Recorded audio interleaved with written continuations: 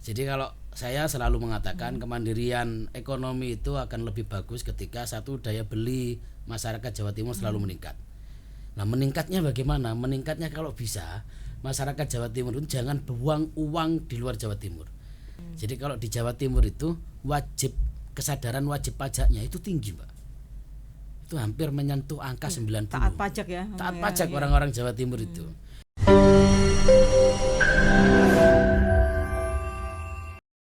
Assalamualaikum warahmatullahi wabarakatuh. Jumpa bersama saya Rista Irviana Giordano.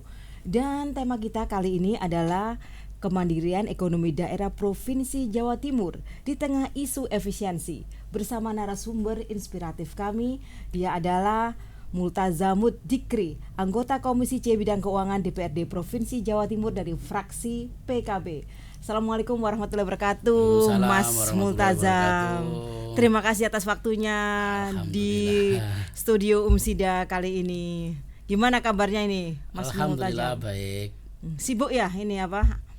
Sebagai wakil rakyat ini ya. Akhir-akhir ini kan kita sedang menyelesaikan berbagai PR terkait dengan keuangan kita. Kan sekarang lagi sibuk pembahasan era APBD ini kan. Gitu ya. Sama persiapan gua PPAS 2026. Jadi ngantor terus itu kan tiap hari, rapat terus di komisi, di Banggar, di paripurna juga gitu. Ya, tetap semangat ya Mas Multazam. Alhamdulillah tetap semangat di tengah ya yang model begini. Ya, Mas Multazam ini dulunya ini ketua Senat Mahasiswa IAIN yang sekarang UINSA, betul ya? Dan saya ini itu angkatan terakhir IAIN. Setelah saya lulus, wisuda selanjutnya sudah UIN.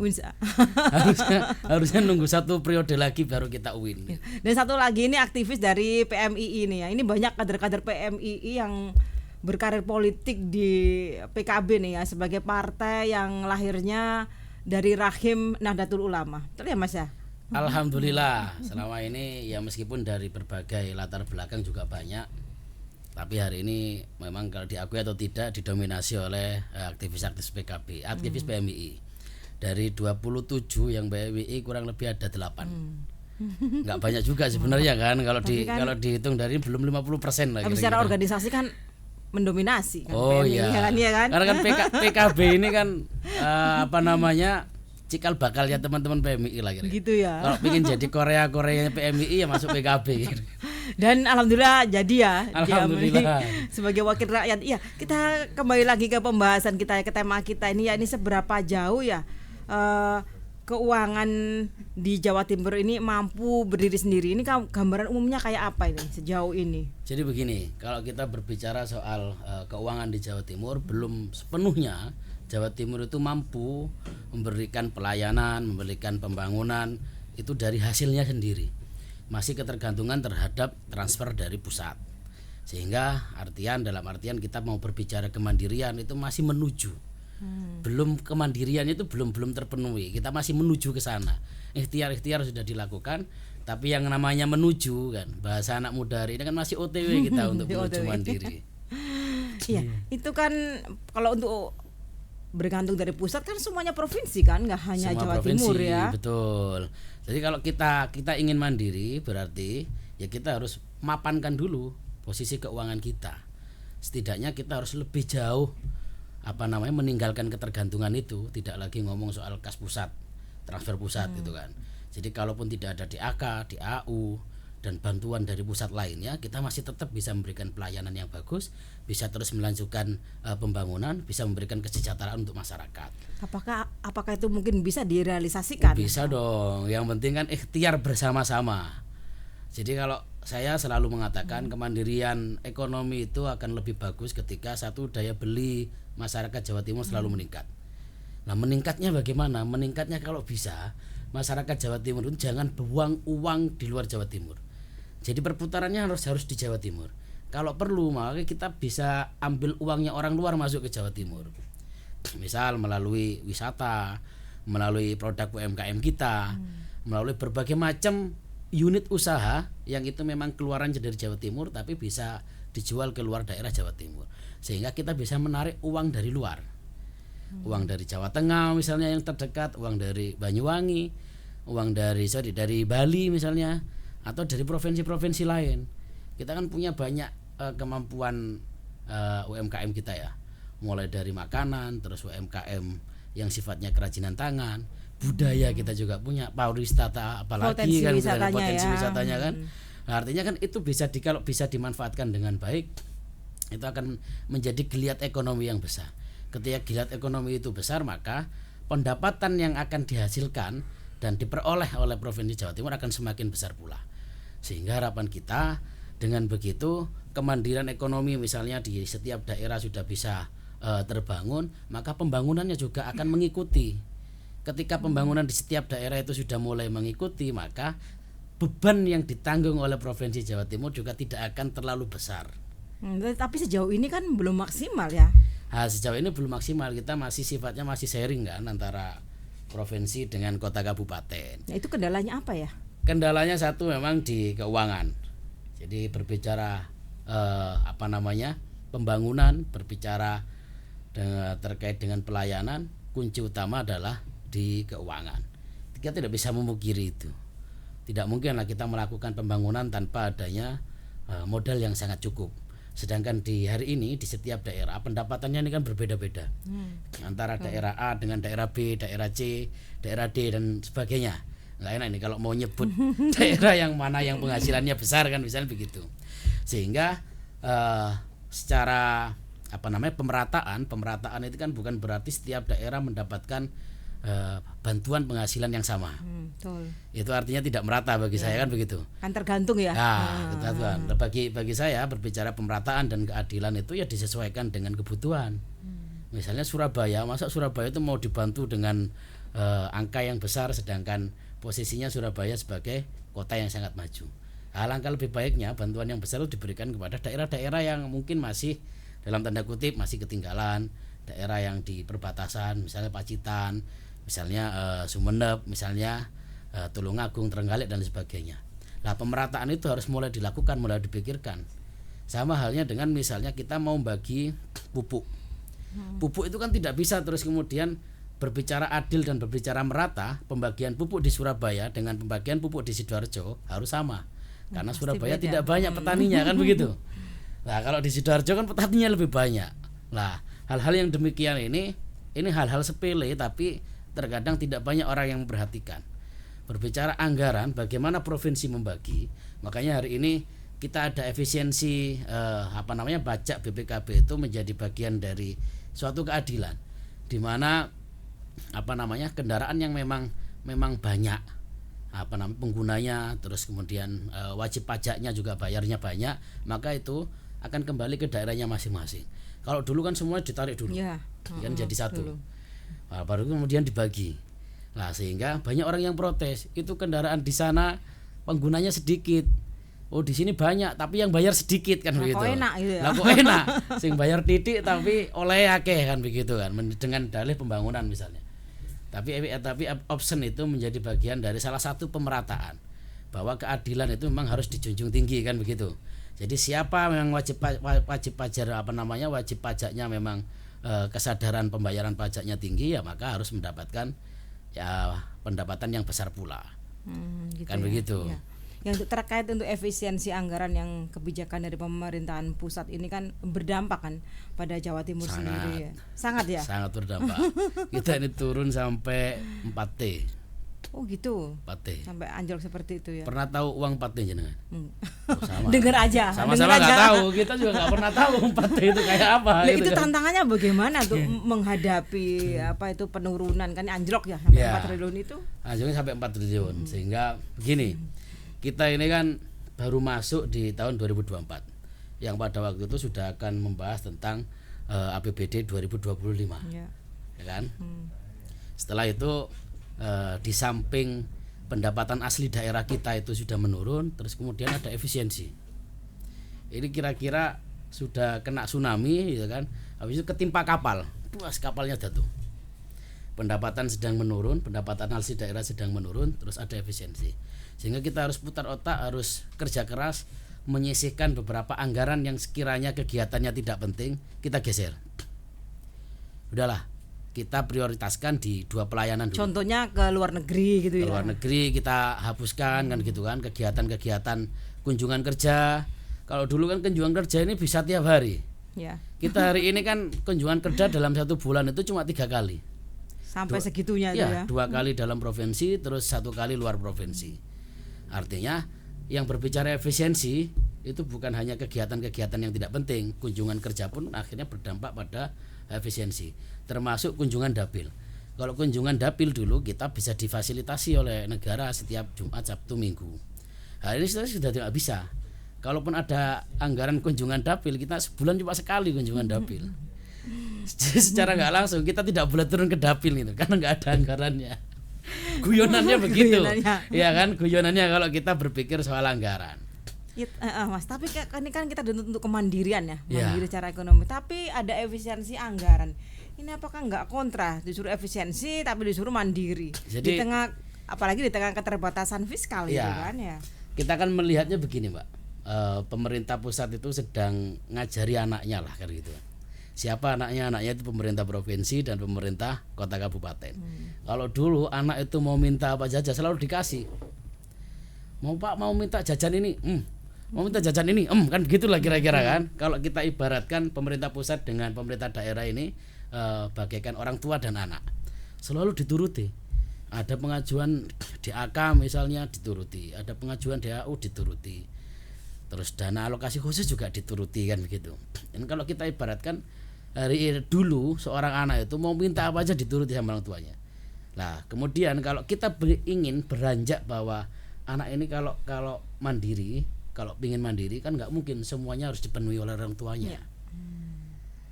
Nah saya melihatnya ini negara sedang ngajari pemerintah daerah dalam tanda kutip ya. Nah, untuk lebih mandiri, cari uang sendiri, nata sesuatunya sendiri, pembangunan itu harus efektif seperti apa misalnya. Kalau dulu tenang ada bapak kan gitu kan. Sekarang nggak ada bapak berarti harus pelan-pelan nih berpikir sendiri gitu. Dari mana ini anggarannya? Makanya kalau kalau dulu banyak kegiatan-kegiatan provinsi Jawa Timur yang seremonialnya sangat luar biasa. Ngundang band-band luar negeri, ngundang band-band nasional misalnya kan begitu kan. Hari ini kan sudah kita mulai geser. Kepras semua itu ya. Kepras semua itu. Nah, mending kegiatannya yang langsung turun pada masyarakat. Dan efektif. Dan terarah. Nah, misalnya kegiatan yang efektif yang hari ini kita lakukan di dapil saya, Pak, di dapil Pasuruan Probolinggo, itu menjadi bagian dari musibah tahunan Pasuruan ini. Setiap tahun selalu banjir, kan begitu? Iya, berulang itu ya. Berulang-ulang terus dari tahun ke tahun. Gubernur, pemerintah provinsi pada khususnya hanya datang terus bawa sembako, bawa nasi bungkus, bawa mie instan kan begitu kan. Nah, kita kritik ini, mau sampai kapan begitu? Beli banyak datang di beberapa titik terus bagi-bagi, nggak efektif. Banjirnya 1 bulan datangnya cuma sekali. Itu pun bawa nasi bungkus, bawa beras yang kadang dipakai 2 hari 3 hari udah habis ya. Udah habis itu kan. Iya nanti saya jeda dulu ya sambil ini minum air mineral Kimas ini kan demineralisasi yang baik untuk ginjal ini ya. Ya monggo ya Mas ya. Siap.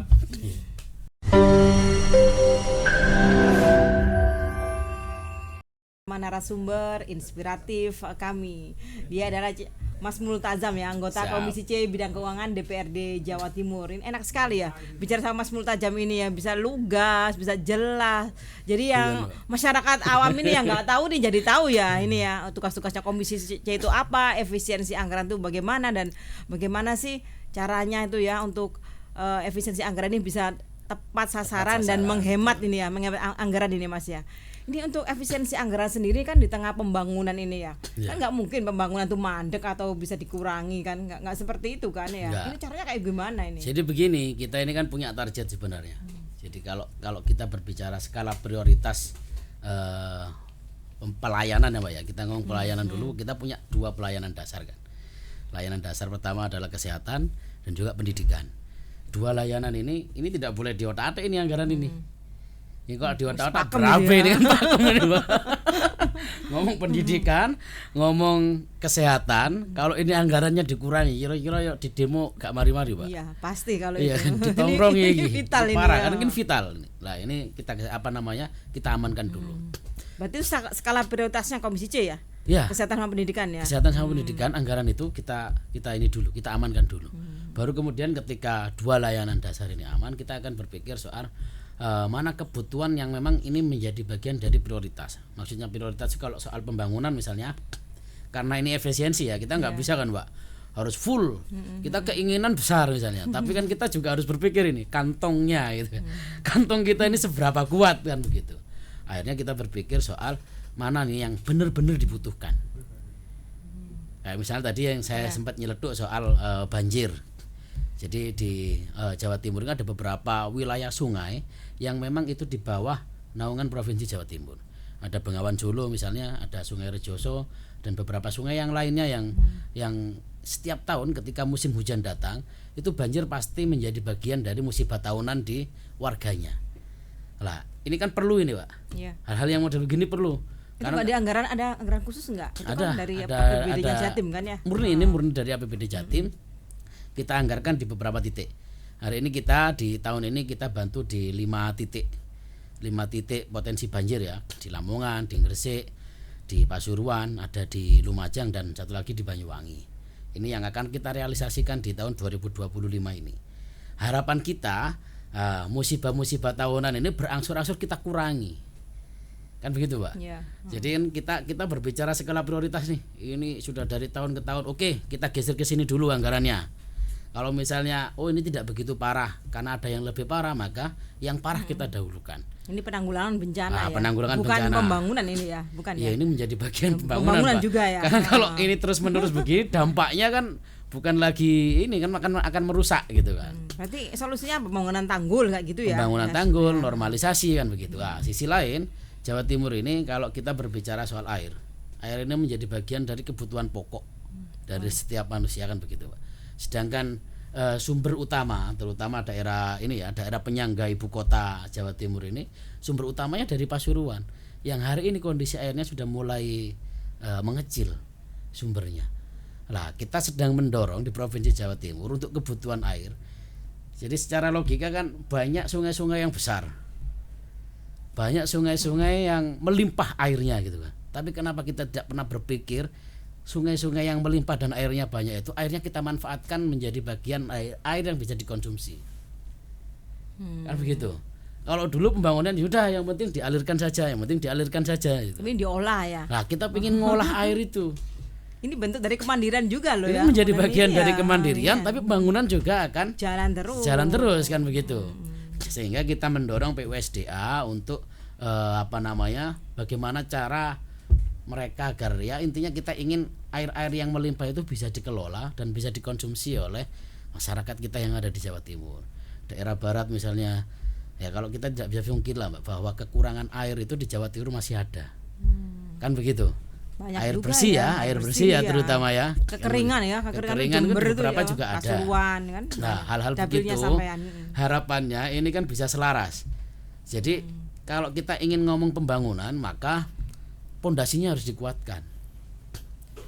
Yang saya maksud pondasi di sini ini satu, musibah-musibah ini kan ya kalau kita mau membangun pondasi, ini ada potensi yang akan merusak pembangunan kita. Maka harus diselesaikan dulu agar pondasi kita kuat. Nah, itu satu misalnya kita berkaitan dengan bencana. Yang kedua berkaitan dengan kebutuhan masyarakat kita, air. Ini kan kebutuhan penting. Ya. Kalau kemudian kita mengutamakan pembangunan tapi kebutuhan masyarakat kita terabaikan, ya hancur juga pembangunan kita. Ngapain ada pembangunan kalau pondasi itu tidak kuat?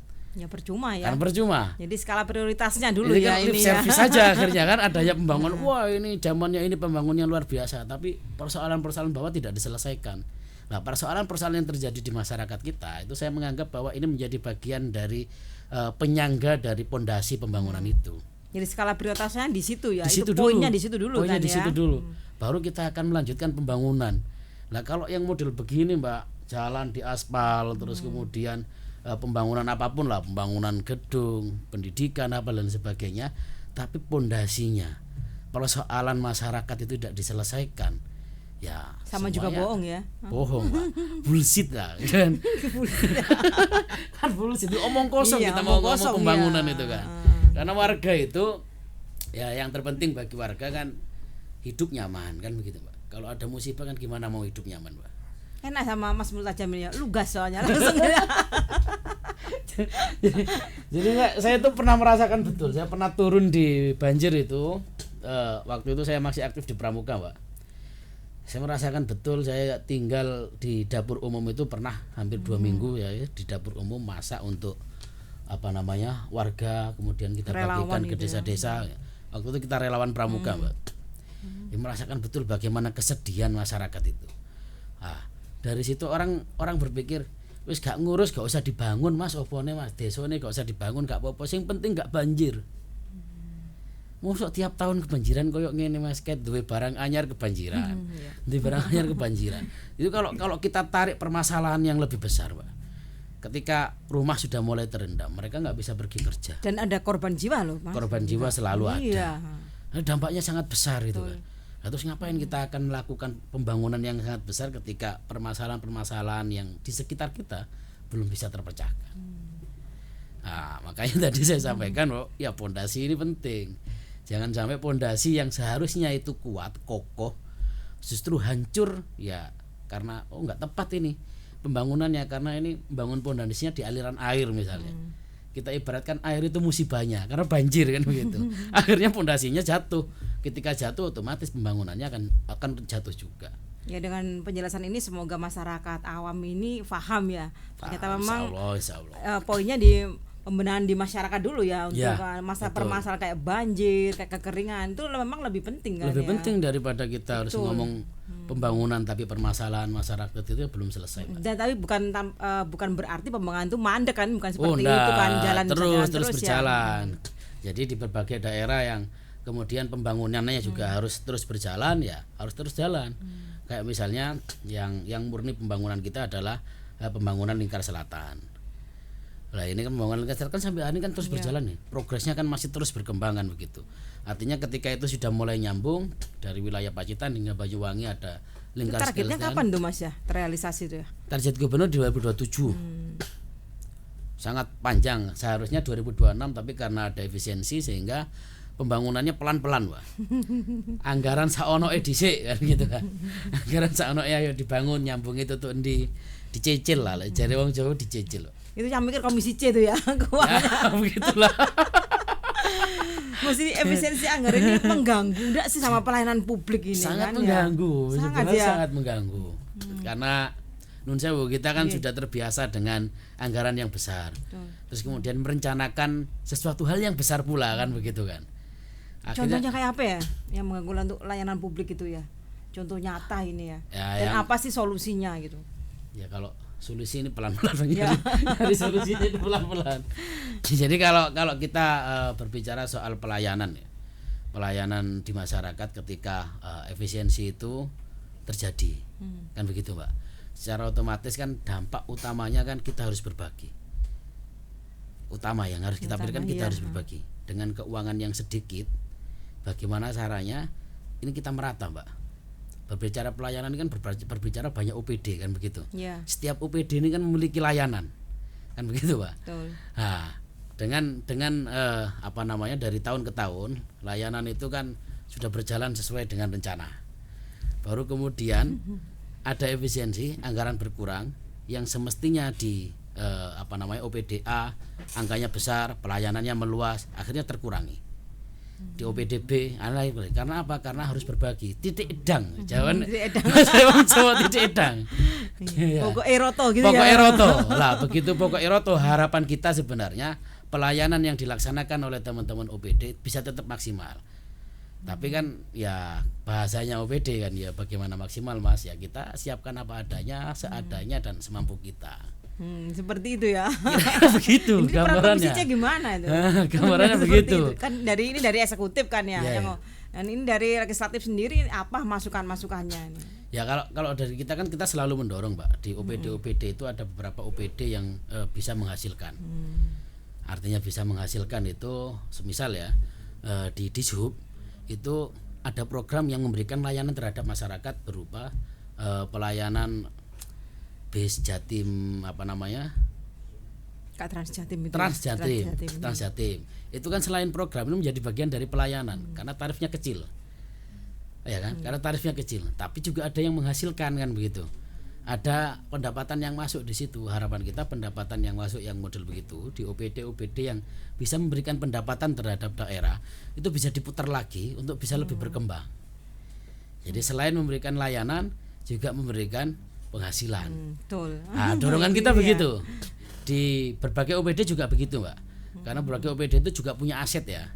Punya aset, kita berharap aset-aset yang dimiliki oleh OPD ketika tidak bisa dimanfaatkan dengan baik, aset-aset itu bisa dikelola dengan baik, baik melalui kerjasama dengan pihak ketiga atau disewakan. Biar menghasilkan uang ya, pendapatan Timbangannya ini nganggur ya kan, mangkrak ya, malah rusak nantinya rusak ya. jadinya kan begitu. Ya nanti kita lanjut lagi ya. Siap. Minum lagi nih. Kimas ini produksi panti asuhan Kiai Haji Mas Mansur di bawah pimpinan daerah Muhammadiyah Malang. Siap.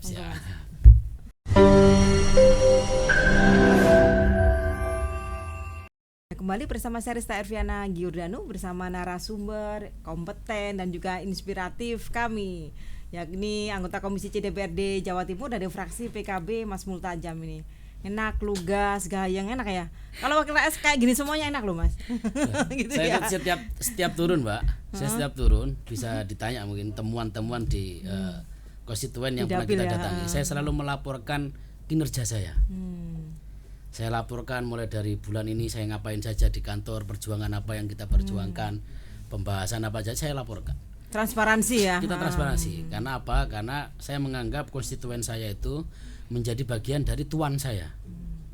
Saya ini kan wakilnya mereka. Ya. Kalau kemudian saya tidak pernah mempertanggungjawabkan kinerja saya, ya kan begitu, Tapi Pak. jarang-jarang loh wakil rakyat kayak gitu ya.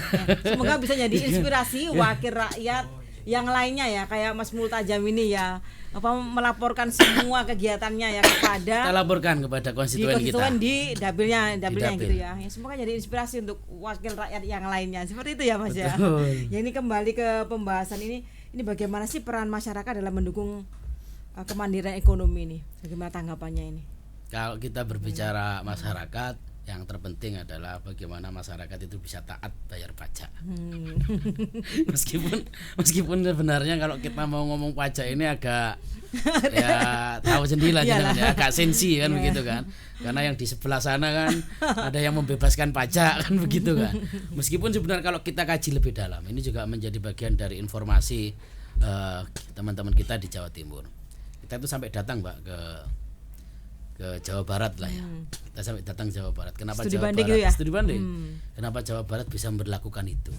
Yang menjadi faktor utama adalah kesenjangan pembayaran, Pak. Jadi kalau di Jawa Timur itu kesadaran wajib pajaknya itu tinggi, Pak. Itu hampir menyentuh angka 90. Taat pajak ya. Taat pajak orang-orang Jawa Timur itu. Nah, di Jawa Barat itu masih di angka hampir 60, belum nyampe 50, belum nyampe 60. Sehingga dengan adanya pengampunan pajak itu harapannya ke depan itu sudah mulai ada kesadaran wajib pajak yang kemudian bisa menghasilkan PAD bagi provinsinya. Nah, di tempat kita ini di Jawa Timur ini kesadarannya tinggi. Kalau kemudian ya kita memperlakukan ada hal-hal program yang sama gitu Ini kan. PKB kan ya, pajak kendaraan bermotor Pada kan ini ya. kendaraan bermotor. Iya. Nah, kalau kemudian kita diberlakukan sama, otomatis yang kita khawatirkan juga eksekutif juga khawatirkan akan menurun kesadaran wajib pajak kita. Nah, kalau hari ini kan gubernur memberikan ada program pengampunan pajak atau pemutihan lah kalau bahasanya. Istilahnya pemutihan. Meskipun pemutihan itu masih terbatas di beberapa segmen. Kan tiap tahun itu kan sudah dilakukan oleh Jawa Timur kan. Tiap tahun dilakukan. Setiap ulang tahunnya Jawa Timur ya. Pasti itu ya, dilakukan. Pasti kan ya. Tapi tidak se-wow kan gitu. Nggak sesignifikan sana mungkin ya. Tidak sesignifikan. Artinya kesimpulan kemudiannya. kita, pengampunan pajak yang dilaksanakan oleh pemerintah Provinsi Jawa Timur sosialisasinya kurang, Pak. Makanya beberapa kali kita nekankan kepada Bapenda UPT, Bapenda kita yang di setiap kota kabupaten, ketika ada kebijakan pengampunan pajak, mohon sosialisasinya bisa lebih merata. Kita menyarankan pakai influencer, pakai kegiatan-kegiatan yang di kampung-kampung. Saya sampaikan ini mumpung Agustusan ada jalan santai, datanglah Bapak itu, saya sampaikan begitu. Bawa oleh-oleh apa terus sekalian diumumkan bahwa itu ada lebih pengampunan komunikatif pajak. ya itu. Iya. Ya. lebih bisa Karena diterima kan. Kita kayak sebenarnya seperti itu. tiap tahun loh, Pak. Pengampunan pajak pemutihan itu tiap tahun. Tapi kasihan dong yang taat pajak. Lah, itu yang menjadi persoalan. Jadi kan itu kan hadiah, makanya dibatasi. Bagi siapa pengampunan pajak yang di Jawa Timur itu? Bagi saudara-saudara kita, warga masyarakat Jawa Timur yang dalam tanda kutip misalnya teman-teman ojol, terus teman-teman yang dalam tanda kutip masih belum mampu. Jadi gitu nggak kan. digeneralisasi ya, Tidak, karena tidak selama ini semuanya. masyarakat tuh mesti gini, lu kalau seperti itu semua enak dong, kita juga nggak mau bayar. Lah, Ya, makanya, ada ya, ada kekhususan spesifikasinya. ya. Betul. Misalnya driver ojol, terus masyarakat yang kurang mampu. Kalau sekarang semuanya diampuni, Mbak. Kita punya bis 10 misalnya, belum bayar pajak semua karena menjadi bagian dari masyarakat Jawa Timur, terus merasa perlu diampuni dong. Kan nggak adil kayak begitu. Nggak adil ya, nggak fair banget Iya kan? seperti itu. Punya Oh, mobil memang mewah iya. misalnya ya kan, punya mobil mewah nggak bayar pajak 5 tahun, ada pengampunan, ini diampuni juga, kan nggak boleh begitu. Iya. Iya kan, masa punya mobil mewah nggak mau bayar pajak. Berarti ini kalau di Jawa Timur ini memang tulang punggung utamanya ini memang di PKB pajak. itu ya. Ya betul, di pajak itu. Di pajak kendaraan bermotor Pajak kendaraan ya. bermotor. Nah, sebenarnya ada yang baru juga yang sedang kita kejar juga. Sejak 2025 ini ada pemberlakuan pajak MBLB. Pajak mineral bukan logam dan bebatuan. Kalau dulu bahasanya galian C. Ya, galian C. Dulu galian C ini kan ini pajaknya. belum familiar loh, bisa dijelaskan ke masyarakat ini. Ya, ini kan baru berlaku di 2025. Sehingga Bapenda baru berkomunikasi juga dengan Bapenda dan SDM yang ada di masing-masing kota kabupaten untuk melaporkan jumlah galian yang ada di setiap daerah. Kalau potensinya, kalau kita serius sih sebenarnya besar. Karena nuwun sewu, dari MBLB yang berizin dengan yang belum berizin, kita tidak katakan ilegal ya, belum berizin, karena mungkin teman-teman itu mau ngurus izin tapi nggak tahu caranya kan, begitu kan. Atau kadang-kadang dipersulit juga sih. Kadang-kadang dipersulit Iya, juga kan? kan, begitu kan. Iya. Jadi ada kemungkinan, makanya saya selalu berhusnudon bahwa teman-teman yang masih belum berizin itu, ya gimana caranya harus kita rangkul untuk bagaimana mereka bisa mendapatkan izin, dipermudah izinnya. Karena kalau semua teman-teman penambang ini dapat izin, itu keuntungannya juga buat kita, buat provinsi Jawa Timur ya, dalam artian kan. Karena Mbak, kalau dulu itu murni masuk ke daerah, sekarang juga ada option. Kalau dulu misalnya PKB ini optionnya hari ini masuk kabupaten, kalau pajak optionnya masuk ke provinsi. Nah, ketika ini semuanya bisa dikonsolidasi, tambang-tambang yang belum mendapatkan izin terus kemudian bisa mendapatkan izin, secara otomatis pajaknya juga akan masuk ke provinsi Jawa Timur. Ketika masuk ke provinsi Jawa Timur, secara tidak langsung kita bisa mendapatkan tambahan.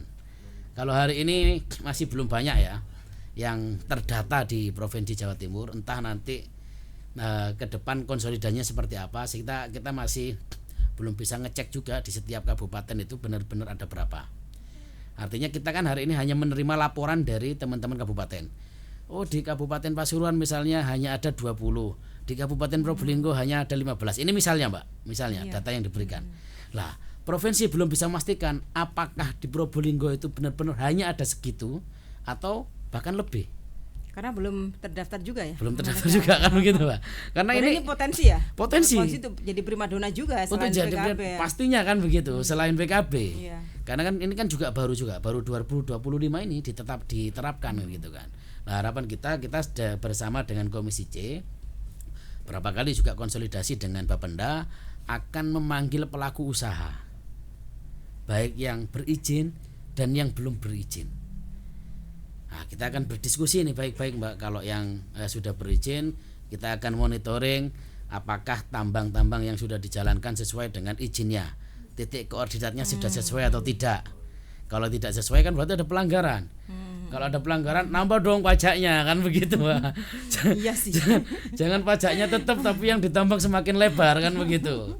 Nah, dengan teman-teman yang belum berizin juga kita akan konsolidasi kesusahannya di mana. Kenapa tidak mau berizin kan begitu? Kita kan mau baik-baik. Mereka ngambil keuntungan untuk bisnis yang besar ya. Masa pemerintah tidak mau dikasih kan begitu Pak?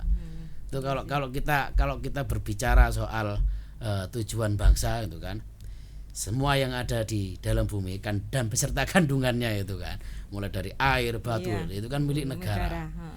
Dan akan dikelola oleh negara untuk kepentingan yang lebih besar. Kembalinya ke rakyat juga kan ya. Ke rakyat kan begitu, Pak. Nah, hari ini ketika ada tambang-tambang yang model begitu, ya jangan sampai tidak berizin lah. Harapan kita kan begitu.